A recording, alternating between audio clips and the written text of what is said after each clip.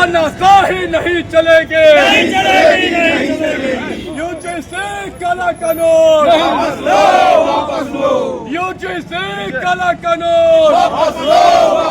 उच्च शिक्षण संस्थानों में पढ़ने वाले विद्यार्थियों के बीच जातिगत समानता लाने के उद्देश्य से यूजीसी ने जो नया कानून लाया है उस पर सुप्रीम कोर्ट ने स्थगन आदेश दिया है, उसे रोक दिया है। संस्थानों में अभी इसे फिलहाल लागू नहीं किया जाएगा। चीफ जस्टिस सूर्यकांत की अध्यक्षता वाली 2 सदस्यीय बेंच ने यह आदेश जारी किया है। स्थगन आदेश की वास्तविकता को जानने के लिए मिलते हैं प्रख्यात अधिवक्ता विष्णु शंकर जैन से।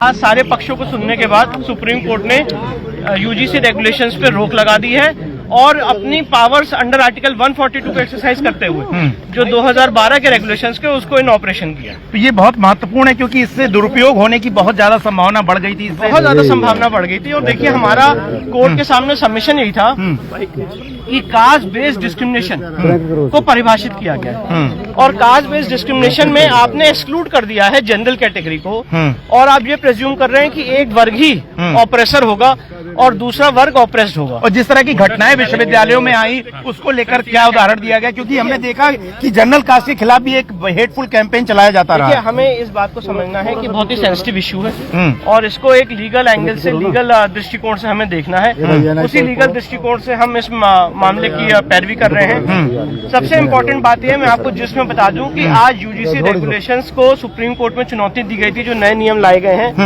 और सेक्शन 3(1)(c) को चुनौती दी गई थी जो कास्ट बेस्ड डिस्क्रिमिनेशन को डिफाइन करता है। सेक्शन 3(e) को डिस्क्रिमिनेशन की प्रोविजंस ऑलरेडी हैं। सेक्शन 8(1)(b) और 8(1)(e) को भी डिफाइन उनको चैलेंज किया गया था। और जब ये सारी बातें सुप्रीम कोर्ट के सामने रखी गई, सारे पक्षों को सुनने के बाद, सॉलिसिटर जनरल ऑफ इंडिया को सुनने के बाद, इंदिरा जयसिंह को सुनने के बाद और हमारे पक्षकारों को सुनने के बाद माननीय सुप्रीम कोर्ट ने आज यूजीसी रेगुलेशंस जो नए नियम लाए गए हैं उन पे पूर्णतः रोक लगा दी, उनको अभ्यास में रख दिया है और जो पूर्व के यूजीसी रेगुलेशंस 2012 थे उनको प्रभावी किया है अपनी पावर्स अंडर आर्टिकल 142 को एक्सरसाइज कर। केंद्र सरकार का क्या रुख रहा है, क्या उसने याचिका का विरोध किया या क्या कहा? केंद्र सरकार ने कहा कि ये कॉन्स्टिट्यूशनल इशू है और इसको एग्जामिनेशन इसका होना होगा, जब इसका एग्जामिनेशन होगा तब वो अपनी बात रखें। Thank you. चलिए, तो ये आपने सुना यहाँ पर विष्णु, आज कोर्ट में क्या आदेश हुआ यूजीसी के रेगुलेशन को लेकर? आज माननीय सुप्रीम कोर्ट ने यूजीसी रेगुलेशंस पे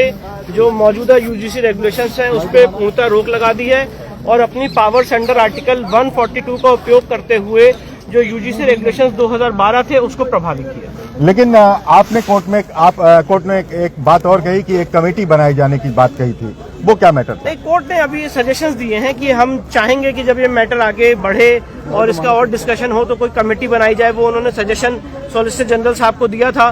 तो आज तो कोर्ट ने जो हमारी तीनों रिट याचिकाएं थी जो और हमारे पक्षकारों ने भी दायर की हैं, राहुल दीवान की तरफ से याचिका दायर हुई है, अनुभव पांडे, रूबल पटलिया, संजय दीक्षित, इन सारी याचिकाओं पे कोर्ट ने आज नोटिस जारी किया है और यूजीसी रेगुलेशंस पे पूर्णतः रोक लगाई। एक टिप्पणी भी कड़ी की थी कि उन्होंने लगता है कि 70 साल बाद भी हम इस डिस्क्रिमिनेशन को आगे बढ़ा रहे हैं, रिवर्स करना चाहिए। जी बिल्कुल, आज कोर्ट ने ये भी बात कही कि ये जो रेगुलेशंस आए इससे मामला और बिगड़ने की तरफ जाएगा, क्योंकि हम एक सोसाइटी ऐसी बनाना चाहते हैं जिसमें टोटल कास्ट बेस्ड डिस्क्रिमिनेशन खत्म हो।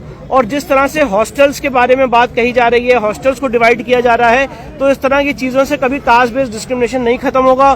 कोर्ट ने इंटरकास्ट मैरिज की भी बात कही कि इंटरकास्ट मैरिज आजकल हो रही है और कास्ट बेस्ड डिस्क्रिमिनेशन खत्म हो टोटली, ये हम सब मानते हैं। कोई नहीं चाहता है कि कोई भी व्यक्ति किसी आदमी को ऑप्रेस करे या किसी से कोई जातिगत भेदभाव करे या उस पर टीका टिप्पणी करे, पर ये सब पे लागू होना चाहिए। अगर आप एक कम्युनिटी को ऑप्रेसर मान रहे हैं और दूसरी कम्युनिटी को ऑप्रेस मान रहे हैं तो ये आर्टिकल 14 का, आर्टिकल 15 सब क्लॉज 1 का वायलेशन है और यही सारी बातें हम कोर्ट में लेके गए। सॉलिसिटर जनरल जो केंद्र सरकार की तरफ से थे उनकी क्या दलील रही? नहीं, जब कोर्ट में जब मामला आया तो केंद्र सरकार ने कहा कि क्योंकि वो लिहाजा वहाँ बैठे हुए थे तो उन्होंने इस मामले को सुना, उन्होंने कहा कि ये इम्पोर्टेंट कॉन्स्टिट्यूशनल इशू है और जब कोर्ट इसमें नोटिस जारी करेगी तो एग्जामिन करेंगे और अपना स्टैंड कोर्ट के सामने। एक बड़ी जीत मानते हैं? देखिए, एक लीगल प्रक्रिया है, कॉन्स्टिट्यूशनल इशू है, कोई जीत हार का विषय नहीं है। और जहां तक कॉन्स्टिट्यूशनली जिस तरह से एक्सक्लूड किया जा रहा था उसी पक्ष को हमने चैलेंज किया। मैं दोबारा हम सारे लोग यहाँ पे जो खड़े हैं आपके सामने कहना चाहते हैं कि कास्ट बेस्ड डिस्क्रिमिनेशन खत्म होना चाहिए, पर एक वर्ग को एक्सक्लूड करके नहीं। कब सुनवाई होगी अगली? अब मार्च में 19 मार्च को लगाई गई है इस मामले की सुनवाई और तब इस मामले की शॉर्ट सुनवाई। में इंग्लिश में बताइए।